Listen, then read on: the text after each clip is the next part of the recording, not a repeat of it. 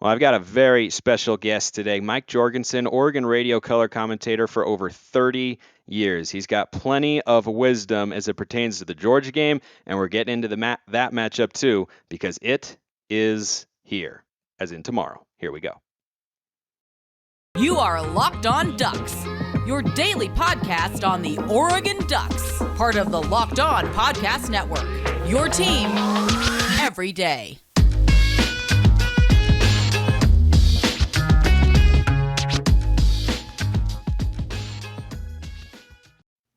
Yes, it is that time once again for Locked On Ducks. I'm your host, Spencer McLaughlin, D1 play-by-play broadcaster and lifelong Oregon Ducks fan. Thanks for making this your first listen or your first view of the day, part of the Locked On Podcast Network, your number one source to stay up to date with the Ducks. Like, comment, subscribe wherever you're listening to or watching right now. Thank you to everybody out there who has done so already and all of you who continue to do so. And an in advance thank you for everyone who will continue to do so because I anticipate it and I hope it happens. And I am joined today by a very special guest who will be down in Atlanta on the call on the radio with Jerry Allen and Joey Mack working at the sidelines. His name is Mike Jorgensen. He goes by Jorgy. You hear him in the illustrious trio of Jerry, Jorgy, and Joey on the radio calls, one of the voices of my childhood and now my adulthood as well. Jorgy, it is just an absolute pleasure to have you on the show.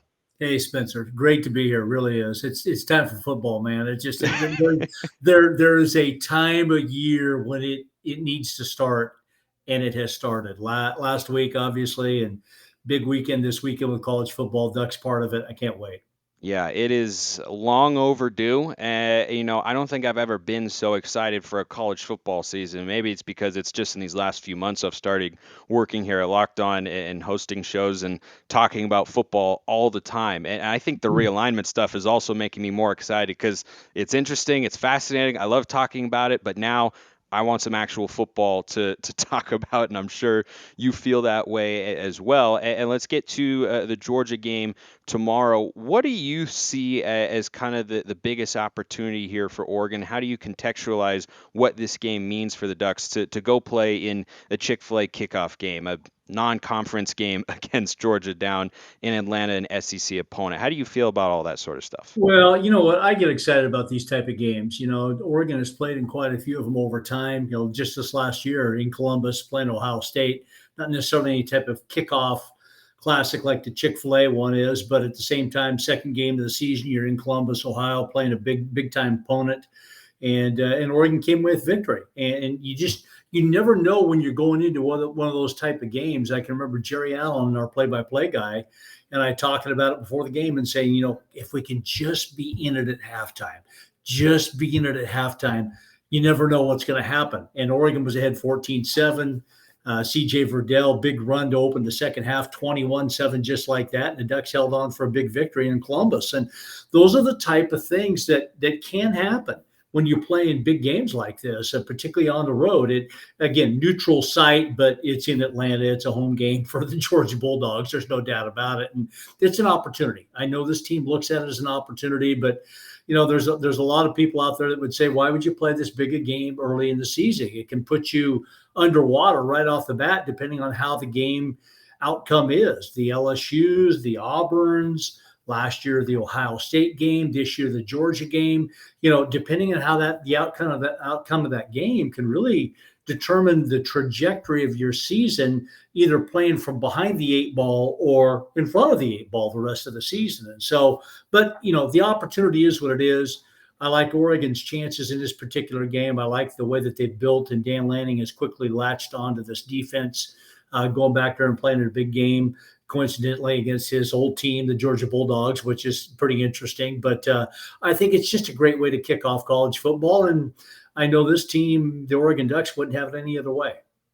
I'm sure there are some fans who feel the way that you alluded to of like, well, why play these games if you're just going to get punished for the record? But you have to look at the other side of the coin, which is exactly what happened in 2021. Sure, you could have scheduled an easier team like a non-Power 5 school or something and gone on the road, and it would have been a decent, respectable win, but it wouldn't have been as ground shaking as that Ohio State victory. And I, as an Oregon fan, want the Ducks to play against the best because I want to see how they match up against the best. And I think there is a possibility that this game could maybe get away from Oregon. I don't think that's what happens, but the possibility certainly looms with a team that recruits like Georgia does year in and year out. Even with all the losses, they've got high 4 and 5 star kids waiting in the wings just up and down that roster. But if that's a team that's going to be able to get back to the college football playoff, I want to see where Oregon stacks up. And a year ago, I didn't think the Ducks could win that game at Ohio State, and then they did. And you get an understanding of where you're at as a program. So at the very least, Jorgy, I feel like it's a good barometer to see not just how the rest of the season will play out with, which players are starting, who shows, a little bit more than what we thought they were maybe capable of, who's not what we thought they would be, but it's a good barometer for, I think, what to expect for the rest of the season. Yeah, I agree with you completely there. I mean, it is one of those ones where, when Oregon went to Columbus last year, if we're going to bring in that 21 season, when Oregon went to Columbus last year, again, like I said, we didn't know what was going to happen. Frankly, figured that Ohio State was going to probably take care of business, but if you hang in there to the bitter end, or at least till halftime, you got a chance. And Oregon came away with victory. And it's funny how I think last season, if you'd have played Ohio State in game 9 or 10, it might have been a different story because Yeah. the Buckeyes were really good at the end of the season, Yep. but not necessarily at the beginning of the season because of some new players in specific high level positions that are, game breaking type of positions. CJ Stroud wasn't really seasoned like he was later in the season. And so, that's what I think is an opportunity here for Oregon against Georgia. Georgia, you think about all the guys that the NFL took off that team, let alone just in the first round off the defensive side of the ball. 5 guys. Yeah, 5 guys. I mean, it's just amazing. And along the defensive line, I think 3 of the 5 guys were defensive linemen. And so you take a look at that unit and how it's been a little bit depleted, and yet the way that the Georgia Bulldogs recruit year after year after year, but they are going to be inserting some young guys in those key positions, filling in for NFL caliber type players, first rounders, let alone. So, I think, again, Oregon's opportunity is there. Stetson Bennett, Georgia's quarterback, a seasoned guy, I think, that really peaked towards the end of last season, that national championship victory over Alabama. His effort in that second half of that particular that championship game, that particular game, was off the charts, and that's what really has carried him forward. He's a guy that's 4-to-1 ratio of TDs to interceptions, so he manages games really well. He's not spectacular. He's got a great tight end in Brock Bowers, which is going to be a matchup nightmare for Oregon's linebackers and DBs. But having said that, I still like the fact that that's 2 main players and with a whole bunch gone. And then on the defensive side of the ball for Georgia, a lot of defenders gone. And I think Oregon returns a lot of vets at the offensive line, at the defensive line, at the linebacker position. I like their chances, particularly with the strength of this Oregon team right now, at least early in the season, being the defense. Defense generally keeps you in games. Offense needs to be able to win it. So we'll see how it plays out. But again, I think the other thing, Spencer, I want to say is think about the value of that victory Oregon had when they did beat Ohio State and had a Massive. horrible, ugly loss to Stanford. And yet they still stayed within the top 5 or top 6 because of that victory over Ohio State. So, again, I'm not looking for a moral victory here just to go back and show up and play a close game with Georgia. I'm hoping the Oregon Ducks take care of business. But if you don't take care of business and you still play a competitive game, I don't think it hurts you whatsoever as to your aspirations to get it into the playoff and a potential championship game. Yeah, I like the points that you brought up with regards to the Ohio State game. And it's easier to beat a really good team early in the year, right? I mean, last year, Georgia beat Clemson, what was it, 10-3 in week 1, and we viewed those teams very differently by the end of the year. We thought Georgia would be really good. They won the national championship. We thought Clemson would be really good, but they kind of took a step back. And Clemson, I think last year, is a team that Oregon could be as good as this year.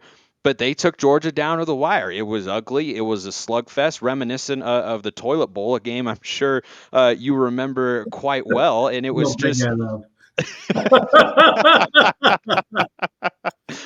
right. We'll move on from that. But I think you make a good point about how teams are different at different points in the year. I remember after Utah lost that Rose Bowl in what was a fantastic game against Ohio State, my dad had a hilarious quote. He said, "So if we beat Ohio State and Ohio State beat Utah, does that mean we are better than Utah?" That After answer. Oregon lost to him twice, but that's okay. Yeah. Yeah, exactly. But plenty more coming with Jorgy. But first, the message from the NHTSA. Are you one of those people who thinks it's okay to drive stoned? What's the worst that can happen? You end up driving below the speed limit. It's no big deal, right? Very wrong. The truth is, your reaction times slow way down when you're high. You not only put yourself in danger, but everyone around you. Talk about a buzzkill. Stop kidding yourself. It's not okay to drive high. If you've been using marijuana in any form, do not get behind the wheel. If you feel different, you drive different. Drive high to get a DUI. This message brought to you by the National Highway Traffic Safety Administration. Jorgy, do you think there are any lessons or just kind of thoughts that Duck fans should have in mind going into this Georgia game based on the experience you have calling these sorts of games and watching them up close? You think of LSU in 2011, certainly Ohio State in 2021, Auburn in 2019, Tennessee in 2010. That was a raucous environment. That game was tied at the half, and Oregon ended up pulling away. But is there any commonality amongst those games that you feel will translate over into this matchup with the Bulldogs? Yeah, that's a great question. I mean, that LSU game followed an Auburn championship game, so you go back to back SEC teams in that particular year. The trip back to Tennessee, even though Oregon I thought was clearly the superior team, just getting off to the right start against an SEC team in a hostile atmosphere. One of the top 5 places I've ever been to in Knoxville. That was pretty Rocky cool. Top, old Rocky Top. Oh boy, that and the lightning storm that night, but I won't go there. It was pretty amazing. But this team has traveled over time, over the last couple of decades in particular, to difficult places to play. Not always SEC foes, Virginia back in Charlottesville and places like that, where I guess what I'm saying is you're traveling across the country to play somebody on the premier game of the week. And that's the way it's going to be with Georgia, with the 3:30 kick Eastern time, is to be on ABC, to have Todd Blackledge and Will McDonough or Sean McDonough doing the game, and just having it be prime time. These teams know how to do it. And these players have been in that situation before. And Coach Dan Lanning, obviously heading up the group and having put together an excellent staff, is used to it because of his Georgia days and some of the previous days, but particularly, his coaching time at Georgia and the big games that they played in week after week after week, and playoff games and SEC championship games and whatever else it might be. He gets it and is able to pass it along with his team. And so, lessons learned from playing these type of games, whether you want to play them in them or not, in that type of deal. Oregon has fared well. Even in losses, I think that they have fared well. They haven't embarrassed themselves. They've played well. They've had an opportunity to represent the Pac-12 well as one of the premier programs over the last 10 to 15 years in this league, with multiple Pac-12 championships and Rose Bowl wins and national either playoff appearances or national championship games. I don't think these type of games have hurt Oregon. And so the lesson, I guess, that I look at and the commonality between these games is Oregon deserves to play in these games, and they play well and they represent well. And I don't expect anything different this year. I just think that Dan Lanning and his staff has these guys ready to go. I think they have the right ingredients to play in a very competitive game against a defending national champions in a game like this. They've got every opportunity to win the game, and I think, again, playing Georgia at a point in time where they're still trying to identify guys in key positions where they have huge losses is going to be one of those opportunities for Oregon to take advantage of. And Oregon certainly has losses of their own to consider. Kayvon Thibodeau, Verone Yeah. McKinley. I think the most notable ones there, you're incorporating a new quarterback and a new offense, but it's not anything like 15 players to the NFL draft, because those are not just players who are on the roster and playing a season ago. Those are high-level players who are making impact plays, play in, series in, series out, and such. And one other thing I was thinking of, Jorgy, is if it doesn't go the way we all want it to, and Oregon is not able to go get a victory in Atlanta, which would be even bigger than the win at Ohio State last year, I could argue, because they Yeah, have the title of reigning national champions. no, yep, I Every agree. season that has started with a neutral site SEC loss for Oregon in the last 10 years or so has ended with a Rose Bowl victory. So maybe it's just a win-win. Maybe we either beat Georgia or we're going to win the Rose Bowl at the end of the year. I'd be okay with that, Yeah, yeah, frankly. me too. Me too. If I knew that was the future, I agree. So, Yeah, it didn't feel that way at the time, right? I mean, yeah, when Bo Nix was able to heave up that touchdown and get the complete the comeback there late in the game in Jerry's World in 2019, I don't think any of us Oregon fans were thinking this is going to end in a Pac-12 championship and a Rose Bowl. yeah, It's yeah, just, I was talking the other day about having some foresight and understanding that I don't think the Ducks' season will be defined in their non-conference slate. I think it'll be defined more in their conference schedule, just because you play some tough teams. BYU, as you know, is not going to be an easy game. It's going to be a very tough game at home. Could see a lot of points in that one, and I expect Oregon to start 2-1 here through their first three, but if it is 1-2, there's still a lot of football to be played should that happen. And the point I made on Wednesday's show was Utah. They started 1-2 in yeah. 2021, and they were that close to winning a Rose Bowl, and they had the confetti come down for a conference championship. Like there's a lot to happen there, but there's also a lot of football to be played. And at the end of the day, Georgia has to make up for the losses that they had from a season ago. And I hope mentally, I hope Oregon is able to come out and kind of feel like they're playing with house money, because no one, much like at Ohio State, no one's expecting them to win this game. You're going to go across College Game Day, and it's going to be Georgia, Georgia, Georgia across the board, and everyone's picking Georgia, and Georgia's the big favorite and everything.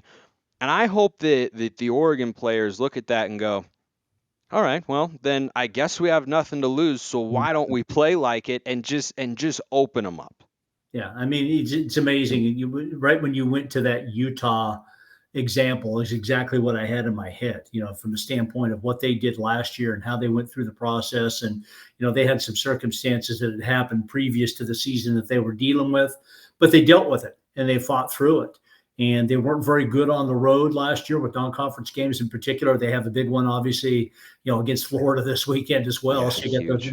another SEC matchup. But what they did last year, I think, was a perfect example of working through that process, even as maybe things work against you and you play some really tough teams to begin the season. One of the things that's going to be really important, I think, for this Duck team, though, Spencer, is they've lost 3 of their last 4 games, right? 2 against Utah, that Alamo Bowl loss to Oklahoma, and then they kick off the season this year against Georgia and Game 3 against BYU. You hope to be at 2-1 before you go to Washington State and see what happens up there. And it's really important to see that this team, I think, gets through those first 3 games at 2-1. But when you start off with a game with like Georgia, it's going to be difficult. I still really like the position of this team. I liked the get that they got in Bo Nix at quarterback, a guy who has played in these type of games, has played this team, the Georgia Bulldogs, multiple times, has been on the big stage multiple times.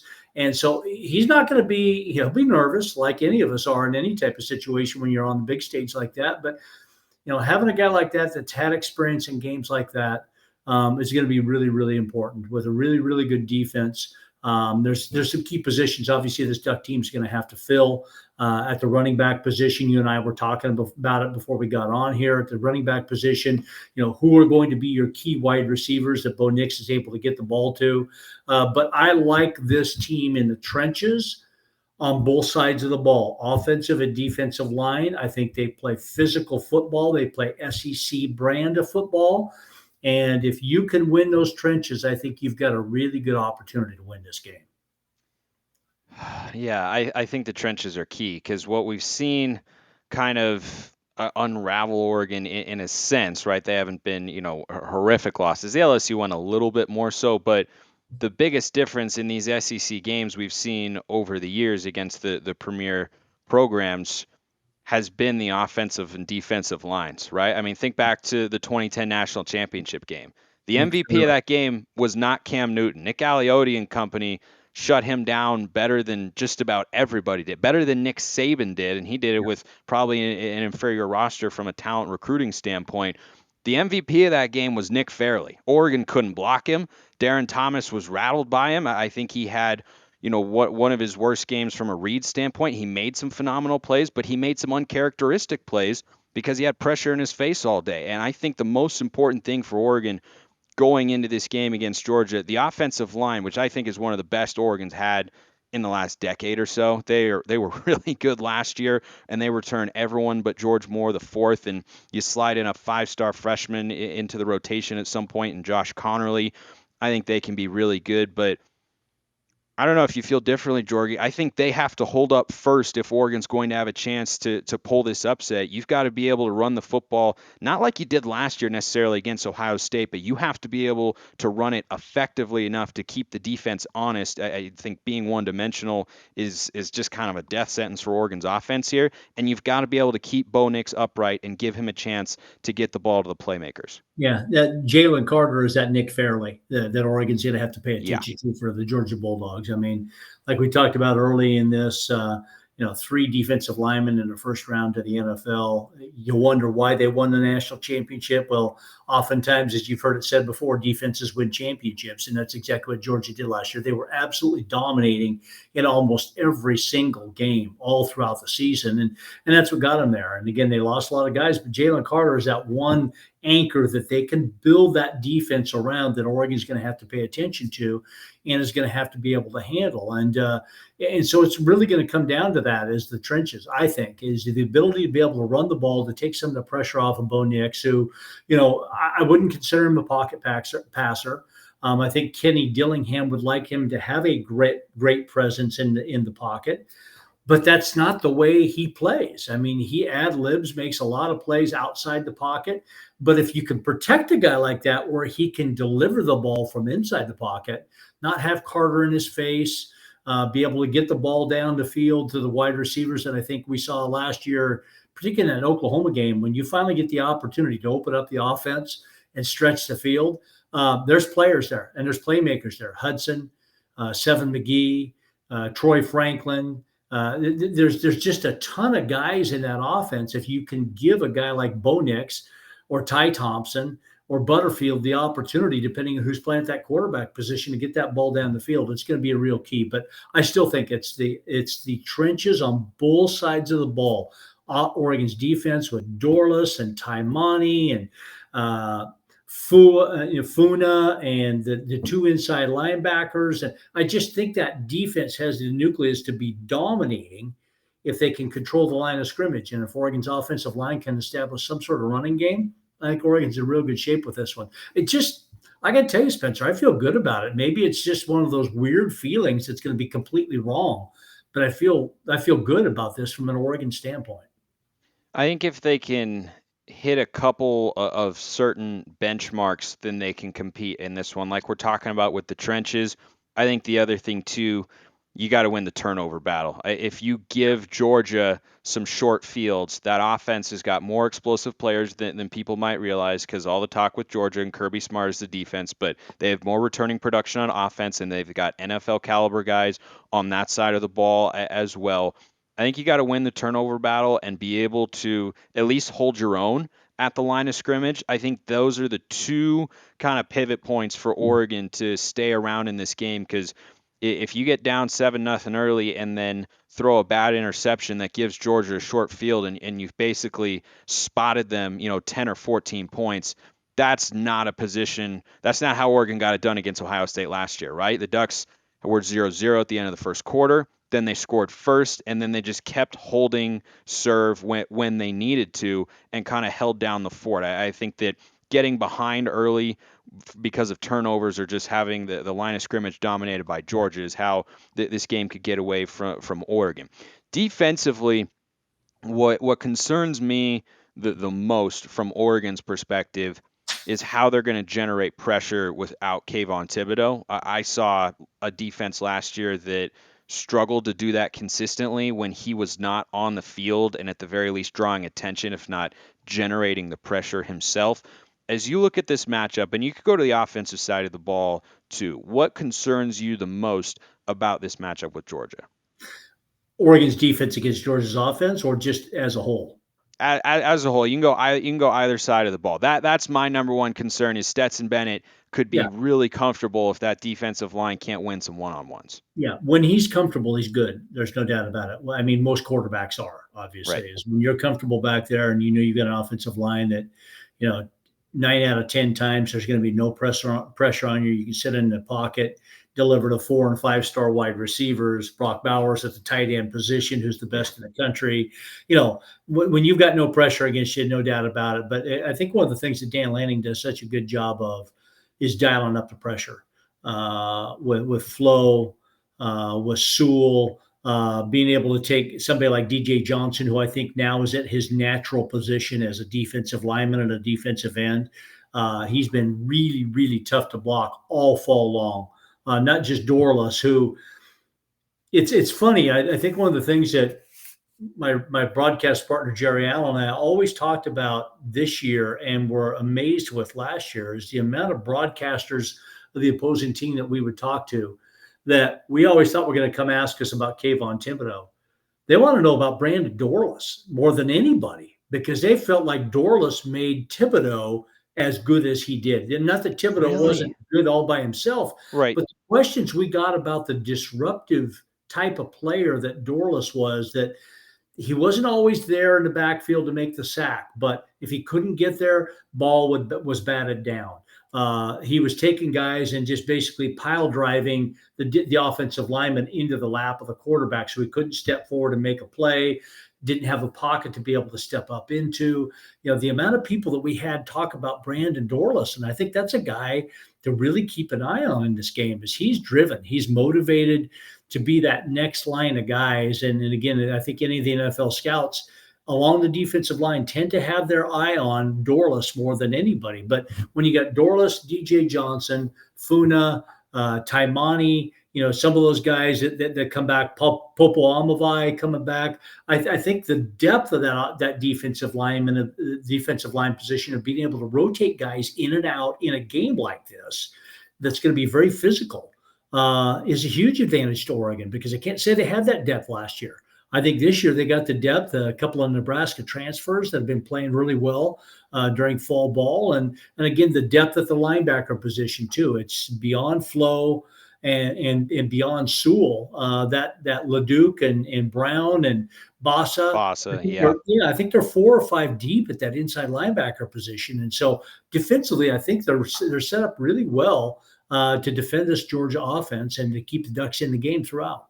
Yeah, I hope Keith Brown can stay on the field a little. He was there, you know, because of some injuries, most notably to Justin Flo, who I really hope can stay on the field because he's some kind of athlete. But Brown is such a big guy. He's the sort of guy who I see as a run stuffer first as a linebacker, and that's I think a really useful thing for Dan Lanning to have to be able to put him in there as a big body, maybe in a goal line situation, try and just create some havoc and, half swallow up a double team, get a push, drive a running back. I like Keith Brown, and I think he's done a lot of good things. Finally, last thing I want to ask you, Jorgy, stepping back from the Georgia game just a little bit. What are you most excited about for Oregon football in 2022? If you had to pick one thing, what excites you the most about the upcoming season? You know, I just really think the enthusiasm behind this coaching staff, what Dan Lanning has put together. For me, and you never know when you start to get up in age, you get a little bit reflective on what's going on. Doing this for 33, 34 years, how many more years do I have to go? Everything else that goes with it. But the breath of fresh air that Dan Lanning has infused into this program is what I'm most excited about, not just this year, but in the future.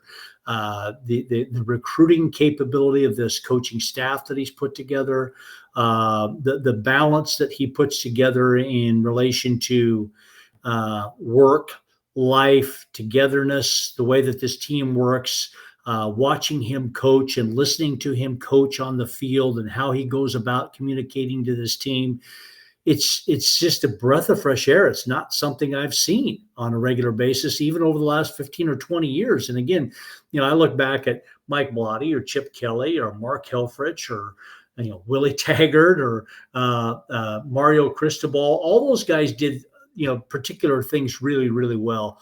There's just something about Dan Lanning that is just it gets me excited as a 59-year-old. Okay, and he's half or me a little bit over half my age, but all of a sudden you start looking at this coaching staff as a guy who's been around as long as I have, and it's like, gosh, these guys are young, but they're really good at what they do, and he's really good at what he does. And I just think that the future is really bright. The future may be now, and we're going to find out, first 3 or 4 games this season, and as the season goes on. But the future is really bright for this program. I think Rob Mullins did a fantastic job of getting a guy like Dan Lanning in here, and that's what I'm most excited about. There's individuals that I look forward to seeing, but at the same time, I just look forward to watching him coach the staff that he's put together and the way that his team responds to him.